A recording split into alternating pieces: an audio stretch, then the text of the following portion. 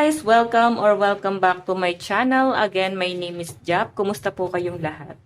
Okay, so yun guys, maraming salamat po sa walang sawang pagsubaybay sa ating pong daily love reading. And kung ikaw ay bago pa lang sa ating channel, mag-subscribe na po kayo.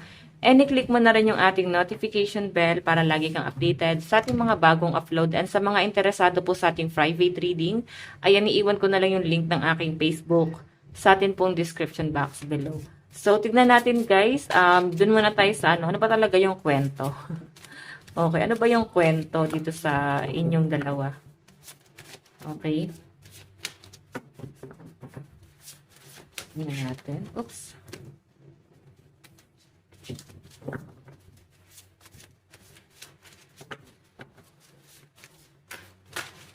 Okay, kuha tayo ng 3 cards. Meron tayong The Voice, The Earthy, and the Song. Parang ano, Voice, Earthy, and Song. So, malakas yung mga Earth sign, no? Capricorn, Taurus, and Virgo, at saka mga Air sign, Aquarius, Gemini, and Libra. So, sa pinapakita sa akin, guys, yung bottom of the deck is Mist, no? So, si Mist is parang good-looking to, guys. Okay, good-looking si Mist. Okay, so doon muna tayo, guys, sa Song. Ito kasi guys, Song, The Voice. Song to. Yung The Voice muna guys. Ito kasi guys, The Voice is parang ano, nakikinig kayo sa advice ng ibang tao pagdating sa relationship ng dalawa. Hindi mo kino-consider yung opinion ni person mo. May trust issue ka ba?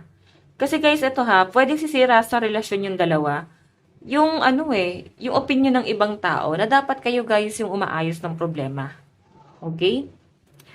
So, may pinapakita rin sa akin guys na nahihirapan ka magtiwala sa person mo. Pero hindi guys, ibig sabihin nun ay dapat mo nang pagkatiwalaan din yung mga kaibigan mo or ibang tao na pagsasabihan mo ng nararanasan nyo. Okay? Kung hindi ka naman sinasaktan, ibig sabihin guys,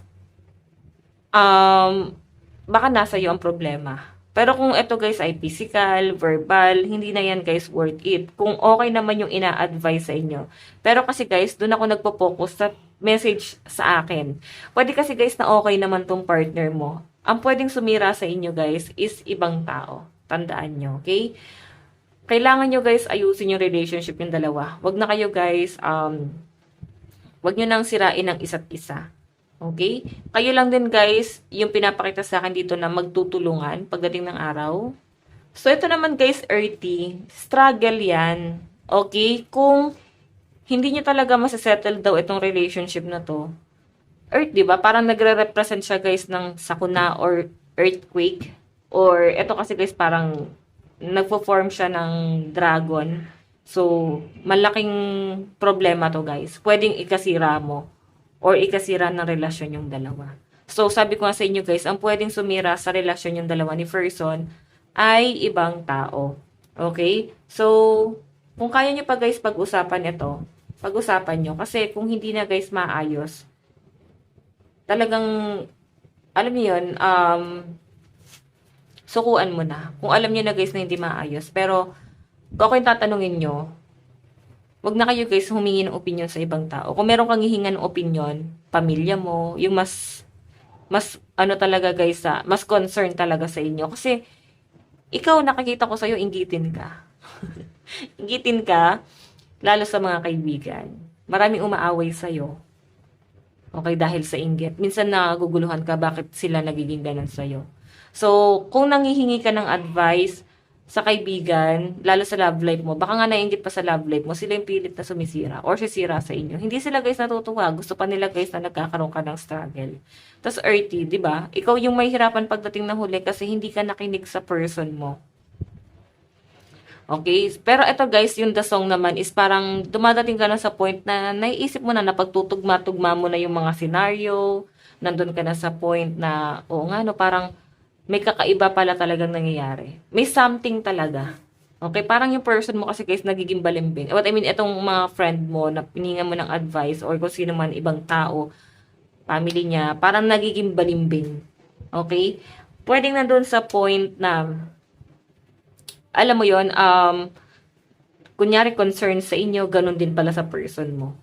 Hindi ko naman siya guys nakikita na may gusto, pero may inggit sa inyo.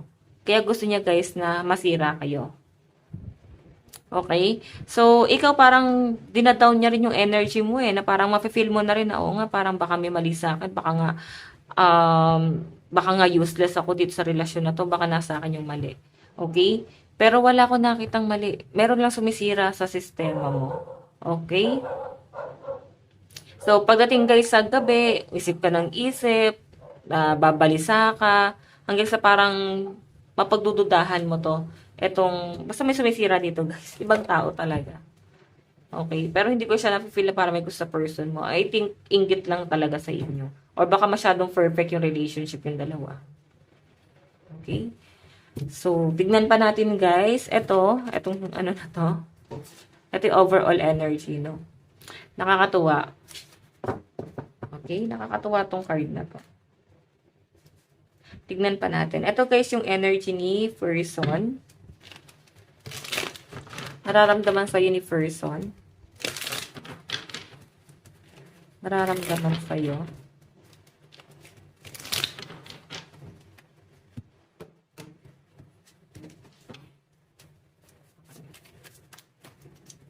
Okay.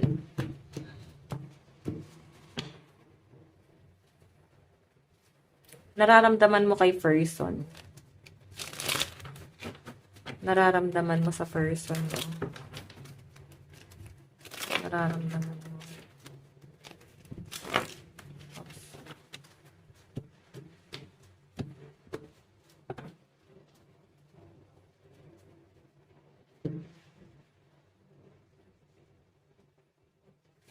Okay, tignan natin guys, feelings ni person sa'yo. Seven of Cups, parang feeling niya guys, mas naniniwala ka pa talaga sa ibang tao. Ang dami mong distraction, ganun kanya guys tignan. Pero yung feelings niya sa inyo guys, marami siyang gustong ibigay sa inyo. Marami siyang pangarap, pero isa ka sa mga pangarap niya na gusto niyang maisakatuparan.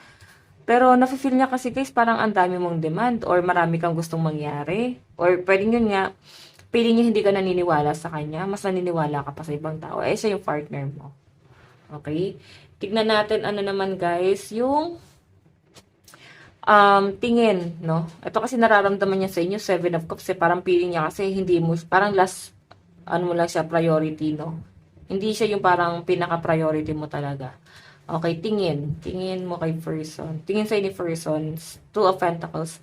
Nahirapan siya mag-adjust sa inyo, guys. Okay, sa malinaw na pinapakita sa akin dito.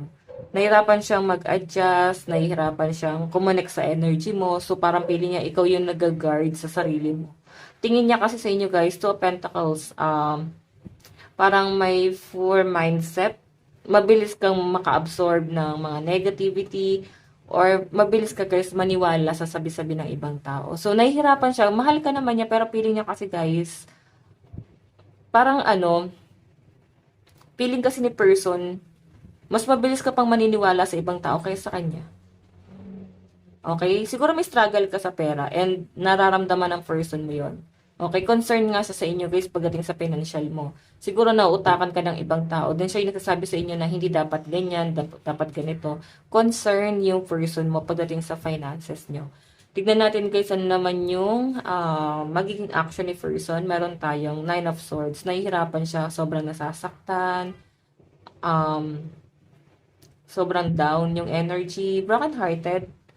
Okay, broken-hearted si person. Nine of Swords. Down yung energy nito. Iniisip-isip ka niya. Tinitignan niya ano na ginagawa mo ngayon. Kumusta ka na ba ngayon?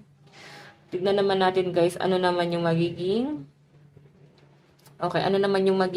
outcome nito. Meron tayong Page of Wands. So, kung wala kayo guys pag-uusap ngayon or may problema sa inyo ngayon, babalik pa rin naman to. Pero siguro gusto niya muna guys ng distansya sa inyo kasi naguguluhan na rin siya.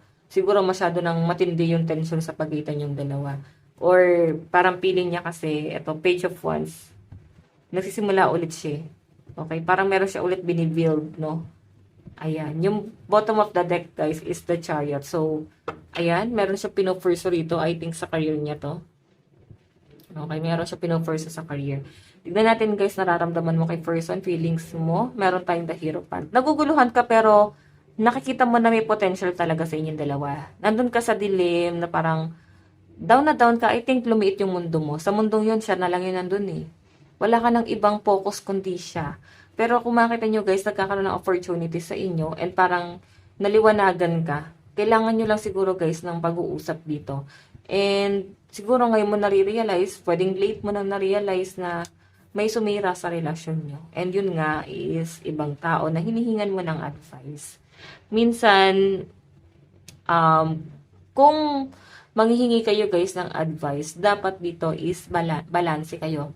Like, ikukwento mo kung ano yung pagkakasala mo, ano yung mali mo sa sitwasyon, ganun din si person, para mas mabigyan ka ng patas na advice. Kung gusto niyo talaga guys ng advice, okay? Kung ano naman yung tingin ni person sa'yo ngayon, 7 of Cups. Okay, tingin mo sa person mo, 7 of Cups. Ito yun, oh.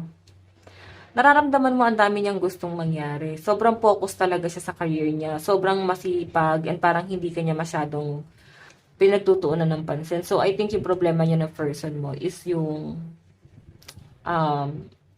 sa inyo, nawawala na kayo ng time. Sobrang busy kayo parehas. Si person mo ganun, ikaw ganun din. Okay? Action mo, meron tayong 8 of Pentacles. Napakaganda naman ito guys kasi 8 of Pentacles, no? Mas magiging tuloy-tuloy yung daloy ng pera mo. So, I think mas focus mo is yung career mo. Hindi mo masyadong tinitignan or hindi mo masyadong paano ba sa madaling sabi? Hindi ka masyadong nai-stress sa connection yung dalawa ni person. Kasi ramdam mo naman na nagpo-focus siya sa career and nasusuportahan ka naman niya, nabibigay niya naman yung pangangailangan mo. Pero kulang talaga kayo guys sa communication. So, nandun ka sa point na parang napapaisip ka talaga na may mali. Baka nanghihingi ka ng advice na nga sa ibang tao. Then, pakiramdaman mo, baka mali yung ginagawa mo. Okay? And may mali rin kay person kasi nga wala siyang time sa inyo. Kahit naman busy, dapat may time siya sa inyo. Pero I think kayong dalawa talaga dapat yung mag-usap dito. Okay? Hindi niyo dapat guys pinapaalam pa sa ibang tao. Okay? Yung outcome, meron tayong the moon. Hanggang sa parang hindi ka na nagsasabi ng totoo sa person mo. Kasi nalaso na ng ibang tao yung isip mo. Ikaw yung minamanipula. Okay? Ikaw yung para bang sumuko dito sa relasyon ni person.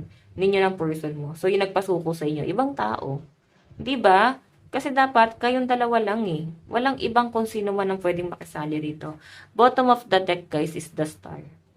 Ang taas ng ambisyon nyo parehas. Napaka-perfect pa naman ng relationship na to. Pero, sa nakikita ko kasi, guys, may ano talaga, may something talaga rito. Okay, tingnan natin. Sa napatungo to, future. Meron tayong the Tower. Diba? Masisira to. Okay. Kasi meron ako nakakita dito na parang yung isa sa inyo, isa hanapin na yung happiness niya. Sobrang na-stress na dito sa relationship na. Okay, sa mga in relationship yan guys, may nakita akong pwedeng masira itong relasyon to. Parang mauwi kayo sa hiwalayan. May nakita akong paghihirap sa pera or pwedeng dahil mahirap na nga, pwedeng mahirapan pang makisama. So, yun yung magiging reason din kung bakit merong maghihiwalay dito. Okay, meron tayong ayan. May communication naman ako nakita. So, pag umalis, parang possible na bumalik din, guys. May chance na bumalik eh. So, nakalimutan ko sabihin, guys, no, sa side ni person, malakas ang energy ng Aries sign, Aquarius, Gemini, Libra, Aries, Leo, Sagittarius, Capricorn, Taurus, and Virgo. Sa side mo naman, Capricorn, Taurus, Virgo, Cancer, Pisces, Scorpio, and ano nga to? Okay, the Hierophant. And ito guys, sa kabuuan, Cancer, Pisces, Scorpio, Aries, Leo, Sagittarius, ayan, and ano pa ba? Capricorn, Taurus, Virgo. Love advice. Separation talaga, guys. Ayun o. May maghihiwalay dito, guys. Kung hindi niya ito maaayos. Or baka naghiwalay na. Pay attention to the red flags. Ayun o. Dami ng red flag eh. Ang dami ng mali dito sa relasyon na to, sa pagkasamang to. Ang person mo kasi nakita ko, or pwedeng nakikita mo, ikaw yung nagsasabi sa kanya na, ang dami na natin problema sa pera, kailangan natin magtipid, kailangan natin mag-budget, ganyan. So, ikaw yung nape-pressure, kasi siguro sa inyong dalawa, mas maayos ang pera ni person, or pwedeng ikaw yung mas maayos ang pera, tapos ikaw yung pinipressure ng person mo. O ikaw yung nagpe-pressure sa person mo, kasi ikaw yung mas maayos ang pera. Okay, advice, meron tayong free yourself. So, kailangan mo palayain yung sarili mo na. Nandun ka na sa point na kailangan, guys, no? Kasi may mali na dito. Tignan po natin advice. Meron tayong you are mine forever and ever. Gusto kong ilaban ni person pero I think may mali talaga, no? Yung mali na yun, guys, is yung sulsul ng ibang tao. Ayun, no? I wish you were mine. So, pinagdadasal ka pa rin pala eh. Last message. Meron tayong I've been fighting a battle I can't win. Diba? Pinaglaban to pero mukhang nauwi pa rin talaga guys sa hiwalayan. Okay? So guys, ito lang naman po ang inyong daily love reading. Bukas po ulit. God bless and love you all. Bye-bye po.